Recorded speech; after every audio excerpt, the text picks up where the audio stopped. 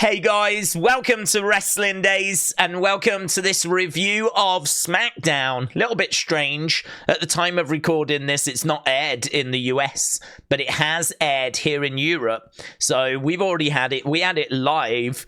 It's going to be a tape show so that in America it will air at its usual time. For me, the big talking point here was the crowds. I think the crowds were really vocal, really passionate. I would say that they kind of derailed the main event segment, if you will, a little bit. Not a problem. I mean, they were absolutely incredible. So nothing but praise. But I would say that whenever the word phenomenal was mentioned, they like burst into song. And I think that like both Cody and AJ didn't quite know how to react to that because they were giving a very serious promo. Back and forth, like really talking about what this meant to both of them. You know, AJ was making a serious point about how he's in his prime, saying like, you've implied that I'm past it, but I'm not, I'm in my prime. Cody was very respectful, but he was trying to make it clear that he wasn't willing to give up this championship that he had worked so hard to get. So it was a very serious back and forth. Yeah, and the crowd were just bursting into song and like celebrating whenever the word phenomenal was mentioned. And it was mentioned a few times because of AJ being in the ring. So I kind of felt like the crowd didn't quite fit in with the vibe of that main event segment. They kind of hijacked it, went off on their own. The vibe was very much like a Raw after WrestleMania. That, you know, where the crowd are just there to have a good time. Right? They're not interested in all this kind of real in-depth kind of promo stuff. They just want to have a great time. Like if you was to put in a few returns, some NXT call-ups, some banging matches, if you was to give them like beach balls and the Raw after WrestleMania, this crowd would have made a lot of sense because they were just so up for everything, chanting and cheering. And as we said, nothing but praise. They were absolutely brilliant all night long. That was the only time at the end where it just felt a little at odds with what we were getting in the ring. So, show opens up with a match. We got Bayley, Naomi, Bianca and Jade taking on Tiffany and Damage Control. Now, normally with these recaps, I like to go to WWE's Twitter to show you some images or just use their videos to skip to some moments so that we can like use them as a reference. Strangely, because this hasn't aired in the US, it doesn't appear like any of WWE's social media has actually got clips. It seems like even though this thing has aired, they're sort of pretending it hasn't. That's why as of 49 minutes ago, they're still putting up these kind of tonight graphics. So WWE are trying to not spoil this for their American audience. But it has aired. And spoilers, well, they're not even spoilers, it's aired. It's aired in Europe. So it does make this quite confusing. I did say, hopefully when we go to Netflix, we'll avoid this. Because it's very messy. I don't even know if I'm meant to be talking about this or not, but I've got other videos that I need to get onto, so that's why we're getting our teeth into it. So anyway, first match, Bayley, Naomi, Bianca and Jade taking on Tiffany and Damage Control. Match was fine, crowd were hot, 92% good rating from the community. Anything in the good section is just very average, to be honest. It really needs to be great to really stand out. And we've got a handful of all-time matches because we've been doing this for about 6 months now, grading all the shows and the matches. So anything in the good is just average.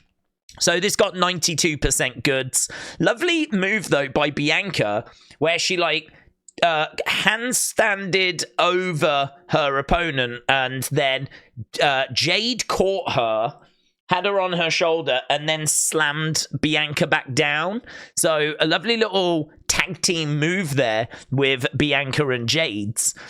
Naomi was wearing red, white, and blue. obviously the tricolour of France. There was the Hey Bayley chant, which we heard at the kickoff show. Not much came out of that kickoff show, in all fairness. I think if you missed the Backlash kickoff show, you didn't really miss anything. So that was really not many talking points from that at all. But we did get the Hey Bayley chant. And it was a KOD that Bianca hit on Dakota to secure the victory for the face team. Done. Simple. That ate up 20-odd minutes of the show.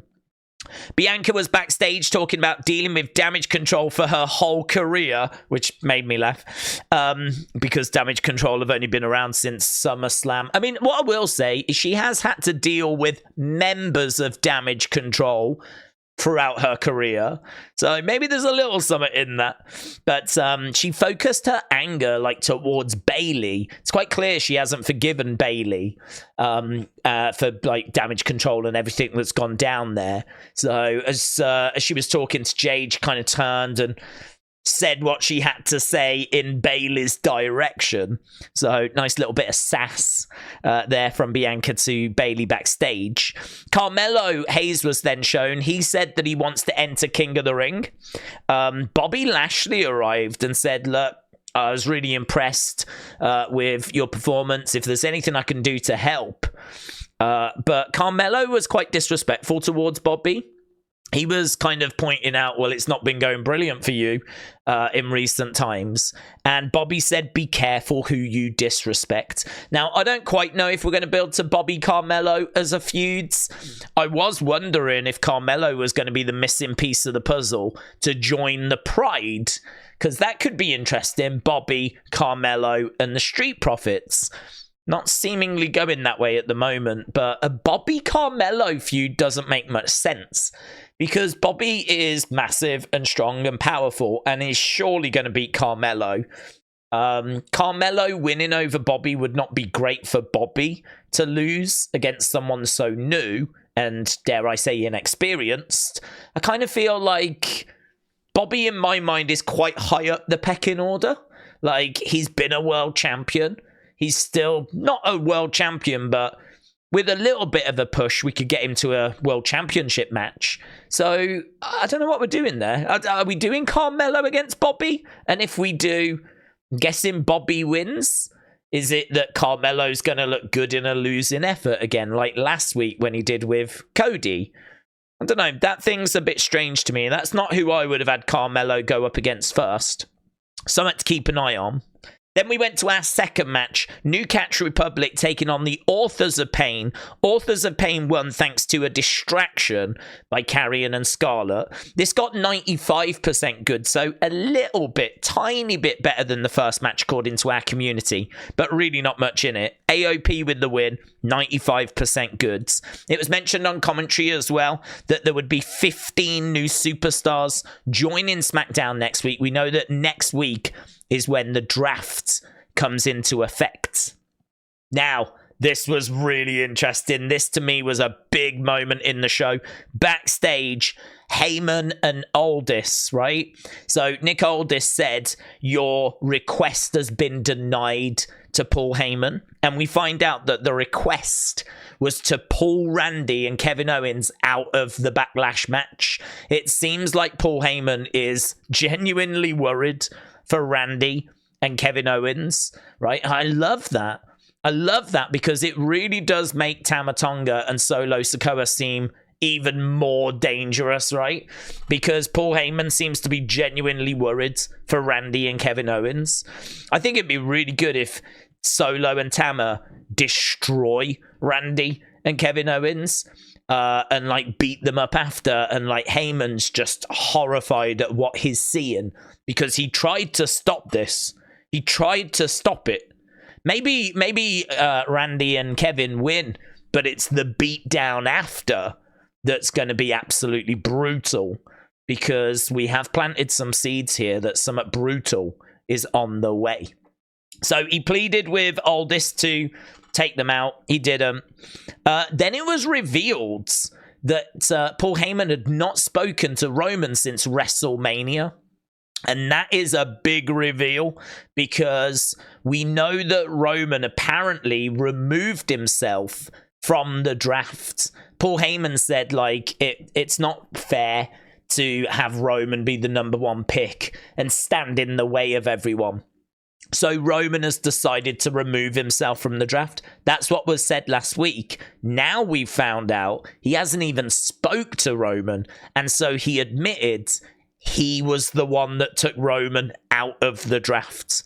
Roman didn't even know, right? Heyman took him out the draft. So there are things going on that Roman has no idea about, even things that involve him, that he was removed from the draft. That was a Paul Heyman decision.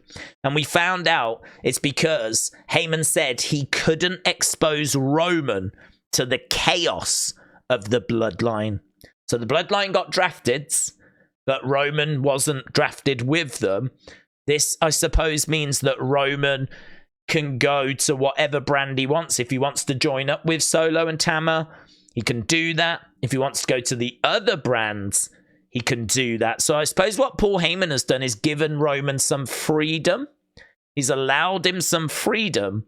But I can't imagine that Roman's going to be thrilled at not being kept in the loop. This means that the bloodline are running amok, right? And he doesn't even know. He might not even know that Tonga is here, right? He certainly might not know about what Solo is doing and all of this stuff, right? There's no guarantee he's tuning into the show.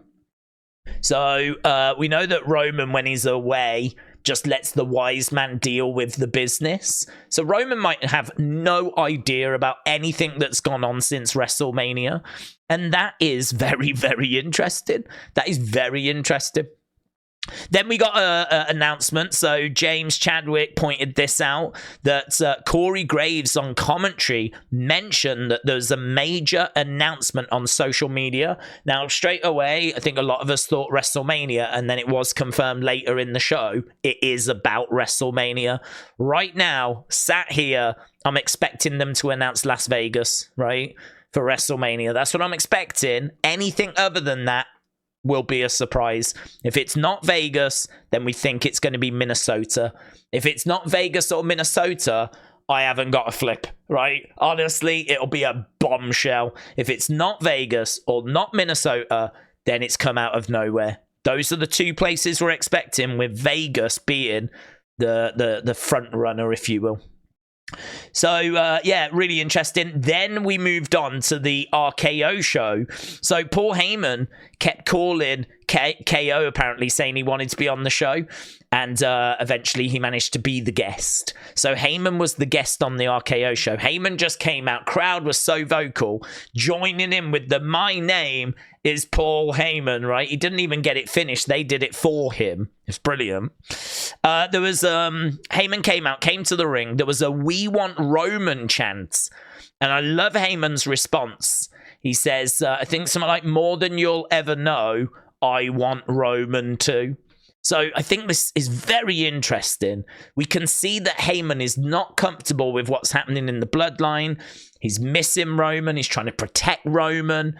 We don't know if Roman's going to see it that way. But at the moment, Paul Heyman is not happy with what's happening with Solo, Tonga. He's not happy with what he's seeing. And he says, "More than you'll know, I want Roman too." He basically said to Randy and to Kevin Owens, look, the rules are different with these two.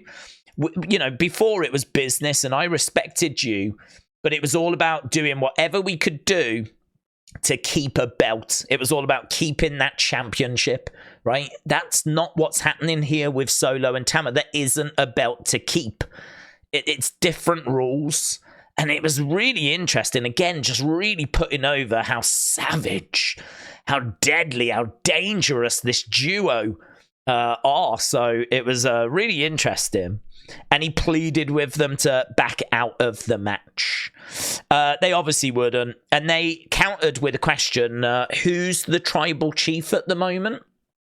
Heyman said, look, the whole world knows there's only one. And before he could finish that sentence of saying who the tribal chief is, and I think he would have gone on to have said Roman, right? Solo and Tama attack. So we never actually got the answer from Paul Heyman, but Solo and Tonga attack. So they attack Kevin Owens and Randy Orton, obviously their opponents at Backlash. And that was the end of that segment. Match number 3 was a bit throwaway. It was LA Knight against Angel Garza.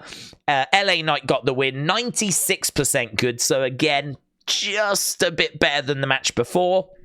He wins with a BFT, and he announces he's interested in entering the King of the Ring. There was a bit of back and forth between him and Santos Escobar, so it feels like there could be something there. Carlito was backstage. The crowd were chanting "a-hole" whilst he was being shown. Dragon Lee then attacked Carlito backstage. Obviously, we know that he attacked Dragon Lee and took him out of WrestleMania, so feels like there's some building there, or continuing there. Then we got our final match. This was for the tag team titles. Champions A-Town Down Under defending against the Street Profits. This got a good 88% rating. It didn't feel like people were massively into this. Austin Theory managing to get the pin. And as we said, not a great deal to it, to be honest. I mean, it was fine. There was some fun little moments in there, but I have to admit this one didn't massively grab me. I think part of the problem was not long before we had the QR codes. Now, obviously, we've done a separate video on that, so we don't need to talk about the QR codes. If you want to watch that, you can watch the Nightbird video that we've put up. Does feel like this new group is likely to be debuting at Backlash, but still far from confirmed, to be honest. Then we found out that Big E, CM Punk, and Jackie are going to be the hosts for the Backlash Countdown show. We will be live doing our live reactions, watch along for that. We will be live during the Countdown show as well, and hours before it. We're always live hours before it.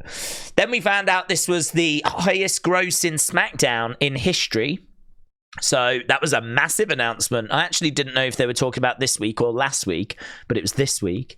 And then we got to our main event. Cody and AJ face to face. AJ does the Stardust hand gesture to kind of really get into the head of Cody. He said, basically, I got to the top by myself, not like you. And spoke about Dusty. As we said, the crowd weren't really reading this very well. They were just, off having a party. He said, you had legends help you finish your story. No one's ever helped me. There's some good lines in here. And he went for the too sweet with Cody and slapped him round the face.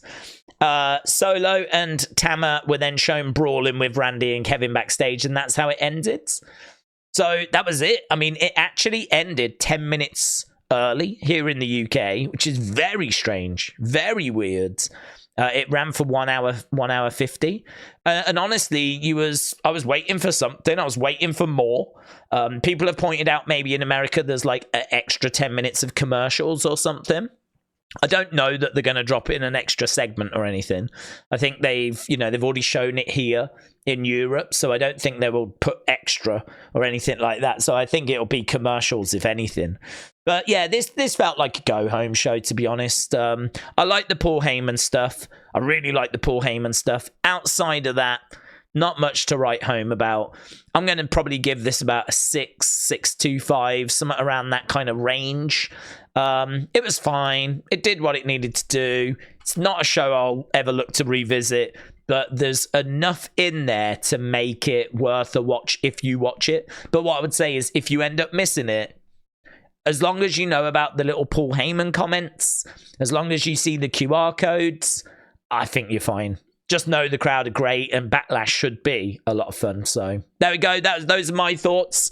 Feel free to let me know your thoughts about this week's SmackDown, and don't forget to join us for Backlash. It should be a real fun follow-up to WrestleMania.